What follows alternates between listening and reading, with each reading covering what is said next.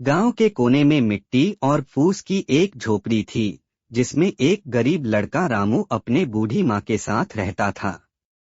पिता का साया बहुत पहले उठ चुका था और घर की हालत इतनी कमजोर थी कि 2 वक्त की रोटी भी किसी दिन मुश्किल से नसीब होती।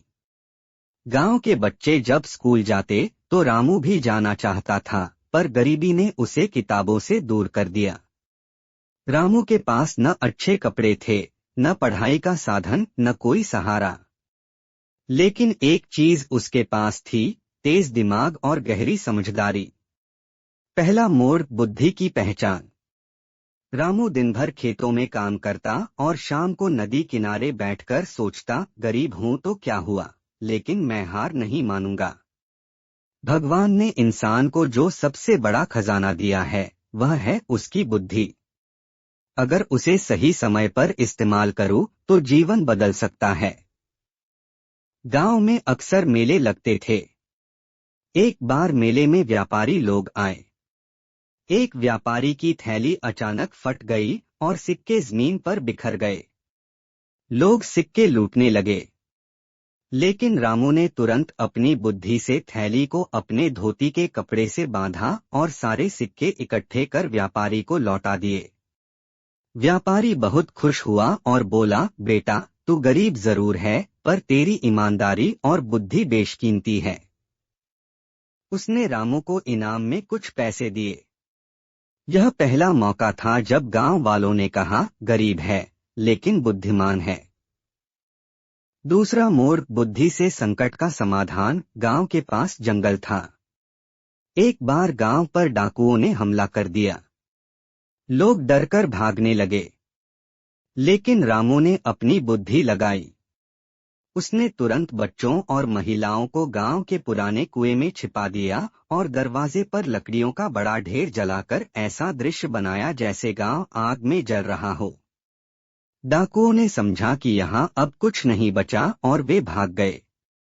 सुबह गांव वाले लौटे तो सब रामू को धन्यवाद देने लगे। गांव के बुजुर्ग ने कहा, रामू बेटा, धन तो किसी के पास भी हो सकता है, पर संकट में काम आने वाली बुद्धि ही सच्चा साथी होती है। तीसरा मोड़, शिक्षा की ओर कदम। रामू अब गांव का हीरो बन चुका था, लेकिन वह जानता था कि सिर्फ समझदारी काफी नहीं, शिक्षा भी जरूरी है। उसने मजदूरी करके थोड़े पैसे बचाए और पुरानी किताबें खरीद लीं। वह रात को मिट्टी के दिए की रोशनी में पढ़ाई करता। उसकी मेहनत रंग लाई और वह धीरे धीरे गणित, लेखन और व्यापार की बातें सीख गया। एक दिन वही व्यापारी फिर गांव आया। रामू ने उसे गणित के हिसाब और व्यापार के नए तरीके बताए। व्यापारी चकित रह गया। उसने रामू को अपने साथ शहर चलने का प्रस्ताव दिया। चौथा मोड़, शहर में बुद्धि की पहचान। रामू अब व्यापारी के साथ शहर में रहने लगा। वहां उसने मेहनत और बुद्धि से व्यापार के नए नए उपाय सुझाए। व्यापारी का काम तेजी से बढ़ने लगा। वह रामू को अपना बेटा मानने लगा। धीरे धीरे रामू ने अपनी मेहनत और बुद्धि से इतना सीखा कि वह खुद का भी छोटा व्यवसाय शुरू कर सका। कुछ वर्षों में रामू गरीब लड़के से एक सफल व्यापारी बन गया। अंतिम संदेश, बुद्धि ही सच्चा साथी। रामू की कहानी पूरे गांव और शहर में फैल गई। लोग कहते, रामू गरीब था, उसके पास न धन था, न रिश्तेदारों का सहारा, पर उसकी सच्चाई और बुद्धि ने उसका जीवन बदल दिया।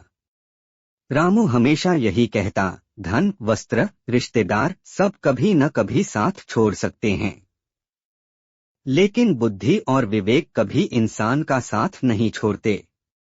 यही मनुष्य का सच्चा साथी है। प्रेरणा, यह कहानी हमें सिखाती है कि जीवन में चाहे कितनी भी गरीबी या कठिनाई क्यों न हो, अगर हम अपनी बुद्धि, ईमानदारी और विवेक का सही उपयोग करें तो सफलता अवश्य मिलती है। धन और साधन अस्थायी हैं, परंतु बुद्धि स्थायी है। ऐसी और भी मोटिवेशनल स्टोरी के लिए चैनल को सब्सक्राइब एंड वीडियो को लाइक करें।